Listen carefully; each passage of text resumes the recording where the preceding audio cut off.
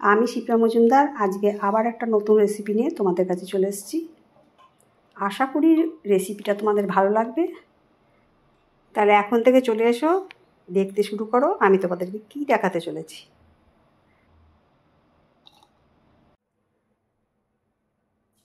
দেখো, কড়াইয়ের মধ্যে সর্ষে তেল গরম করে তার মধ্যে কালো জিরে ফোড়ন দিয়ে দিলাম।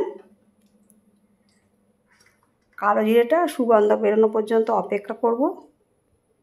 এবার আমি কাঁকরোল কেটে রেখেছিলাম,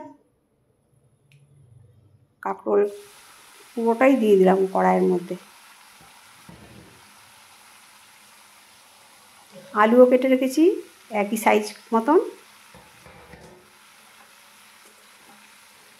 এবার কাঁকরোল আর আলু কালো জিরে ফোড়ন দিয়ে যে তেলটা গরম করে রেখেছিলাম তার মধ্যে দিয়ে সুন্দর করে নাড়িয়ে চাড়িয়ে নিলাম। এভাবে ওপর নিচ নাড়িয়ে নিতে হবে। এরপরে আমি এর মধ্যে 1 চামচ লবণ দিলাম আর 1 চামচ হলুদ দিলাম। আমি আমাদের দুজনের পরিমাণে করছি, তোমরা তোমাদের পরিমাণ মতো করে নিও। আর একটা কাঁচা লঙ্কা কেটে দিয়ে দিলাম। নিরামিষের দিনে এইরকম করে যদি রান্না করা হয় তাহলে কাঁকরোল খেতে যারা অপছন্দ করো তারাও কিন্তু চেটেপুটে খেয়ে নেবে। ভীষণ সুন্দর একটা নিরামিষ রেসিপি। আমি ওপর থেকে একটা ঢাকনা দিয়ে দিলাম। এরপরে ঢাকনা খুলে আমি ভালো করে কাঁকরোল আর আলুটা নাড়িয়ে নেব। যতক্ষণ না এটা সেদ্ধ হয় ততক্ষণ পর্যন্ত অপেক্ষা করতে হবে। এবার দেখো, স্বাদটাকে ব্যালেন্স করার জন্য আমি ওপর থেকে একটু চিনি ছড়িয়ে দিলাম। ভীষণ সুন্দর টেস্টি রান্না। আমি তাই তোমাদের কাছে রিকোয়েস্ট করব তোমরা যেন এই রান্নাটা অবশ্যই করে খেও। এইভাবে মাঝে মাঝে ঢাকনা চাপা দিয়ে দিয়ে রান্নাটা করে নিতে হবে।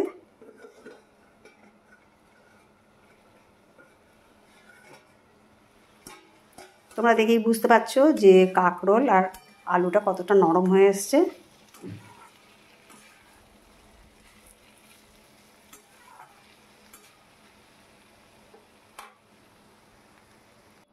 এরপর আমি একটা মিক্সিং জারের মধ্যে 1 চামচ পোস্ত,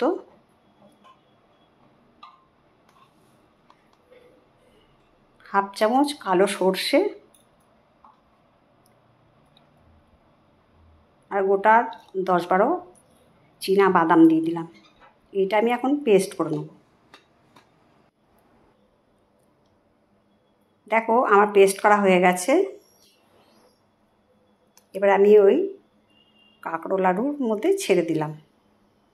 এটা দিয়ে দিলে একটা অন্য মাত্রা পেয়ে যায় এই তরকারিটার মধ্যে।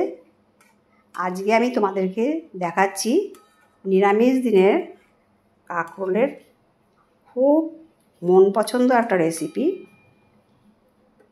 সর্ষে পোস্ত চীনাবাদামে দিয়ে একটা ঝাল।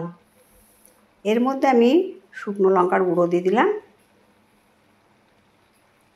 একটু বেশি পরিমাণে দিতে হবে যেহেতু এটা ঝাল। ভালো করে নাড়িয়ে চাড়িয়ে এটাকে কষিয়ে নিতে হবে।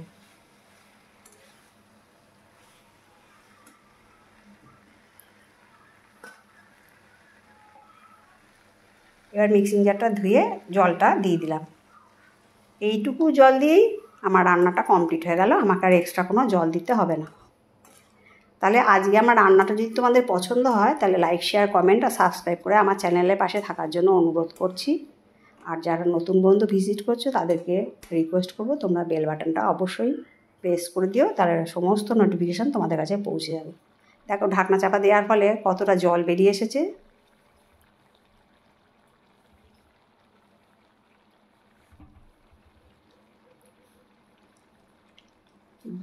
ঝোলটা যখন অনেকটা কমে গেল তখন আমি এর মধ্যে ওপর থেকে 1 পলা সর্ষের তেল দিয়ে দিলাম।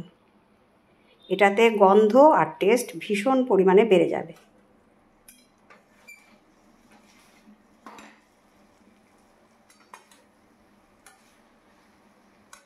তাহলে আজকে নিরামিষ রেসিপিটা তোমাদের কেমন লাগলো অবশ্যই কমেন্টস করে জানাবে। আমার যত কাছে দূরের বন্ধু আছো তোমরা আমার প্রাণ ভরা ভালোবাসা নিও। তাহলে ফাইনাল লুকটা দেখে নাও কত সুন্দর দেখতে লাগছে। তাহলে আরেকদিন অন্য করা একটা রেসিপি নিয়ে তোমাদের কাছে চলে আসবো। তাহলে এখন এই পর্যন্ত রাখি, কেমন? টাটা।